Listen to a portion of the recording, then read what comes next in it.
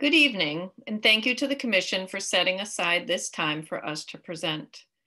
My name is Darty Slavin, and I'm a founding member of the Field Fund. I grew up in Chilmark and graduated from the regional high school, where I was a minnesinger, played field hockey for Lisa, and ran track for Joe. I went on to play field hockey in college and was an assistant coach at the collegiate level for 3 years. I have 2 boys, and I coach soccer and ice hockey. I have also been a chiropractor on the island for 15 years. I tell you all this so you know I am coming from a strong sports background. I get how important sports are, and I understand the desire of the sports community to upgrade the high school facilities. I had the pleasure of running track when it was a grass track around the football field, so I get it. It is fair to say that we all agree that something must be done to address the state of the fields and campus at the high school. They're antiquated and were neglected for decades, so it's no surprise that the outdated facilities have failed us. In fact, that is why in 2017, Molly Doyle, Rebecca Thompson, and I founded the Field Fund to expedite and fund the installation of a new track and infield at the high school, followed by the rebuilding and improved maintenance of all the fields there, in coordination with master planning for the school building itself. But when months of negotiations with the administration got nowhere, we turned our focus to the other island fields. Since then, we have worked to offer non-toxic, data-driven, regenerative, fiscally responsible approach to grass field maintenance. We've invested over $600,000 into island fields, with almost entirely local labor, including a full rebuild of the Oak Bluff school fields and ongoing maintenance for elementary school and town fields. We've been recognized at the Massachusetts State House twice for our work. We are not trying to make the fields look like Fenway. We want safe surfaces that respect our environment, and we want the fields accessible and affordable to all. We had a weed problem at Oak Bluffs last year. They were ugly, but the surface was smooth and playable. We used 1 round of organic herbicide, but focused on improving the grass root system so that it will eventually beat out the weeds. Our maintenance is dictated by field usage. The more fields are used, the more we invest in them. And we have encouraged our partners, schools, and towns to leave their fields open, regardless of the weather, and say yes to usage requests, knowing that we will up the maintenance accordingly. Of course, high school fields need more maintenance, but as our turf grass consultant, Jared Minnick, will tell you, this means more impactful aeration, more overseeding with quality seed, more divot filling, not dumping thousands of extra pounds of fertilizer or water on them. At the last hearing, we heard folks say that this is not about plastic or grass, but it is. If we were just here to discuss an improved campus with grass fields, there would be no debate, just lots of goodwill. Well, the push to install a plastic field feels like a uniquely Vineyard debate. It isn't. The arguments used to justify a plastic field here are the same ones used at schools across the country. They are a marketing machine and have successfully promoted a message that grass cannot support high usage, is expensive, and requires tons of water and toxic fertilizers and herbicides.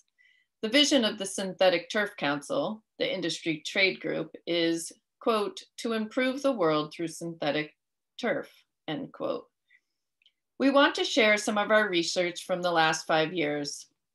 We've organized it in relation to the Commission's benefits and detriments checklist, the criteria used to evaluate projects. As members of the public, we are grateful for the Commission's research and advocacy. We hope that those same fact-based, environmentally focused principles will inform your deliberations on this application. Will the probable benefit from the proposed development exceed the probable detriment? For this presentation, we are focusing on the plastic field and its detriments, as well as the benefits of grass, respectively. We are also concerned about master planning and incremental development, funding, potential lawsuits, game field orientation, light pollution, long-term costs, acres of additional impervious surfaces. but we will leave those topics for others to address. Development in the proposed location is or is not essential or especially appropriate in view of the available alternatives. The installation of a plastic field at the high school is not essential or appropriate given our small population, the number of fields at the high school, and the number of school and town playing fields across the island. We urge everyone to read Richard Bennett's letters, which highlight how usage numbers have been inflated to try to justify a plastic field. As we heard in the staff presentation, an objective look at usage shows that there are plenty of fields to support island use. Grass, when well cared for, can take it. And at the high school, fields can too, with a commitment to a thoughtful grass field rebuild and maintenance program. Could soil science be woven into the school's horticulture program, as one commissioner already asked? Absolutely. This was one of the things the Field Fund proposed back in 2017. Is a plastic field especially appropriate? No, which is why all of these organizations have felt compelled to voice their concerns. At the moment, the island community is rallying to reduce our carbon footprint, our plastic consumption, and our solid waste burden, use green construction materials, and prioritize climate action.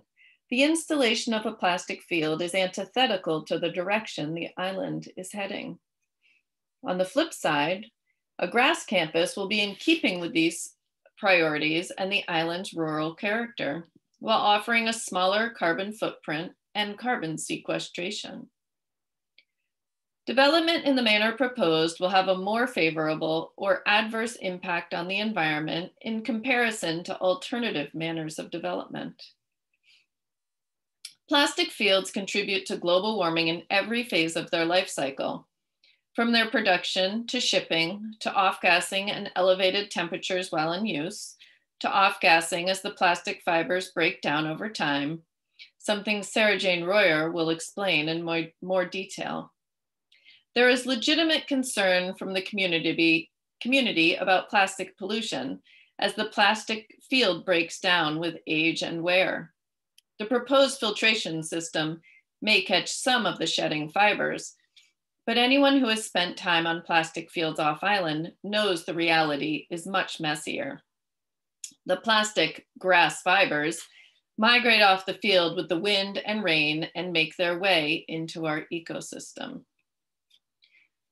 We are striving to reduce our solid waste burden, but a plastic field means committing to buying 2.5 acres of plastic carpet waste every 8 to 10 years in perpetuity. As Amanda Farbo will testify, although they've been manufactured for decades, there is little evidence of a responsible end-of-life solution for the thousands upon thousands of plastic fields piling up. In contrast, agronomist Jack Higgins will speak to how a healthy root system and improved soil microbiology not only support high-use fields and absorb all the nitrogen, they also enable fields to serve as a carbon sink and have a natural cooling effect. The proposed development will favorably or adversely affect other persons and property, and if so, whether because of circumstances peculiar to the location, the effect is likely to be greater. The site is within 2 critical watersheds, one containing the shellfish hatchery, and within a Zone 2 wellhead protection area. As well engineered as the field may or may not be, it is negligent to assume that no plastic pollution or leaching will occur. It's a failure of the regulatory system that manufacturers are not obligated to disclose the chemicals and possible contaminants used in product manufacturing. Because of that, consumers spend thousands of dollars in testing to try to reverse discover which known and unknown contaminants may or may not be present. In this case, the commission review process has cost close to $20,000 to test products, while third-party consultants draw conclusions as to what impacts they may or may not have on our athletes and our ecosystem.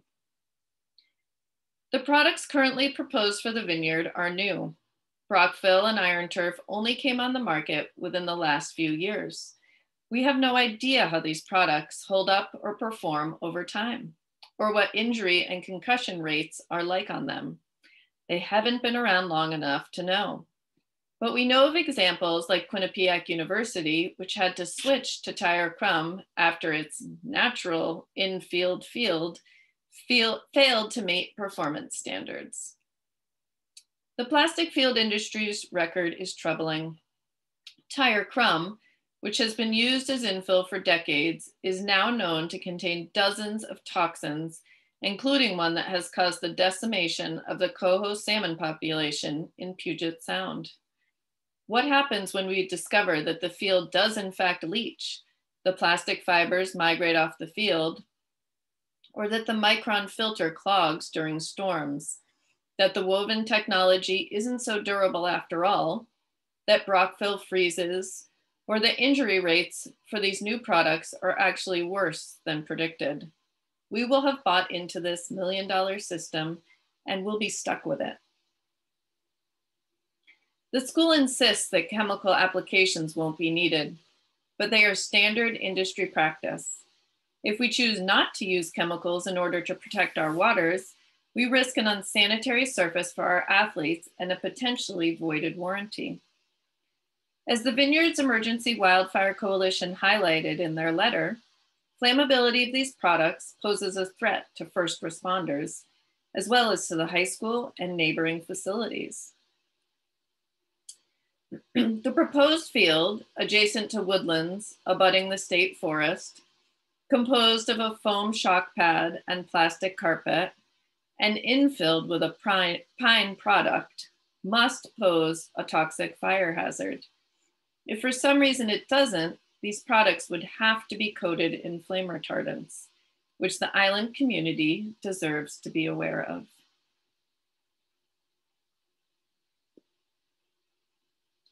Professional soccer and football athletes have made their preference for grass, for both playability and safety, overwhelmingly clear.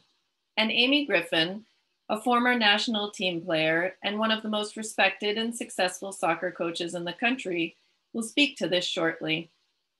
I'm going to pause to play 2 minutes of Dr. Greg Guyton, orthopedic surgeon to the Ravens, testifying about high injury rates on plastic. Good afternoon. My name is Greg Guyton. I'm an orthopedic surgeon and co-director with the Foot and Ankle Orthopedic Fellowship at Union Memorial Hospital. It's been my pleasure to care for athletes from local teams, including the Ravens, the Blast, and every local college. Peter Boulware, Jonathan Ogden, Ladarius Webb, all players whose careers were shortened by injuries on turf. As of 2016, the Ravens are back on grass. But what does the science say? Let me start with what it doesn't. You will likely soon be told of studies that indicate turf is safer than grass. Almost all of these come from a single source who received $1.2 million in grants from Field Turf. He created his own cohorts rather than study existing leagues and failed to analyze foot and ankle injuries separately.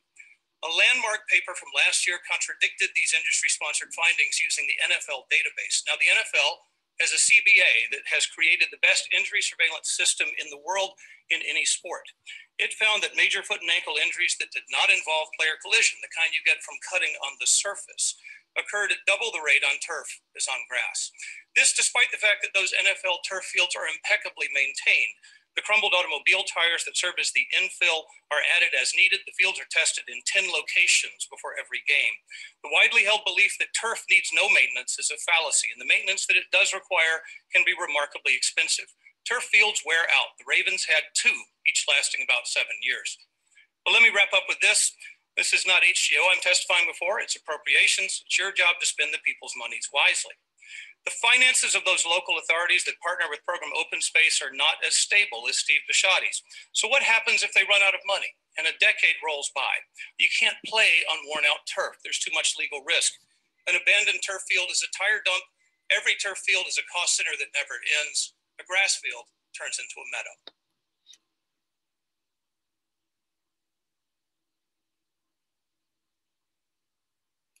The proposed development will favorably or adversely affect the provision of municipal services and the burden on taxpayers. The high school has not released any information on the conditions of funding and has been misleading on long-term costs. It seems inappropriate for the school leadership to withhold that information from the public, and the lack of transparency makes it impossible to accurately assess taxpayer burden. The installation of a plastic field is an example of the razor and blades model. The razor itself is one thing, but it's the blades that add up. Once the plastic field is installed, the public is committed to the expense of maintaining public health standards and possible liability, not to mention being on the hook. $500,000 or more in island dollars every time the carpet needs replacement. It is also problematic that you're being asked to review phase 1 in isolation, which will leave the campus down one field and with a failed old track. The proposed development will aid or interfere with the ability of the municipality to achieve the objectives set forth in the municipal general plan. This application seems to conflict with a number of points in the Town of Oak Bluff's master plan, including pedestrian safety navigating the heavily trafficked corridor, but we will defer to the Town of Oak Bluffs and others to speak to these issues. The proposed development will further contravene regional land development objectives and policies. Dukes County is listed as one of the fastest warming counties in the nation. We've already crossed the 2 degrees Celsius threshold.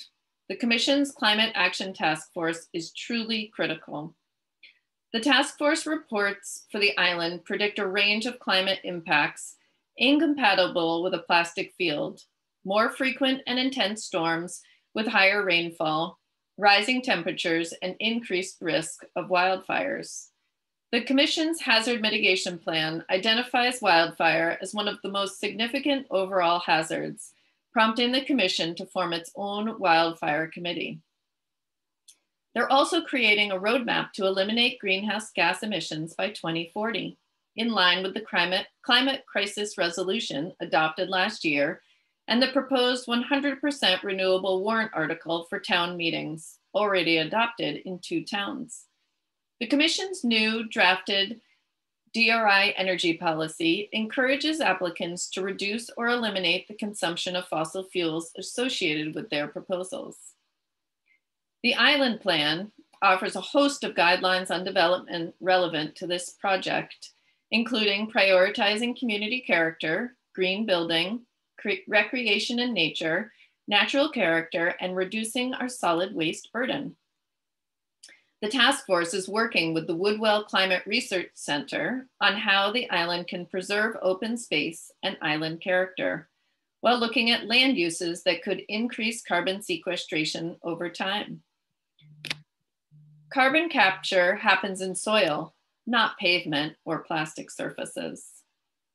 Grass is aligned with all these goals from an adaptation and mitigation standpoint. It's regenerative, can be maintained with an electric fleet, provides a natural cooling effect and fire break, and preserves rural character. And if the high school opts for an all-grass campus, the Field Fund would be happy to lend our expertise.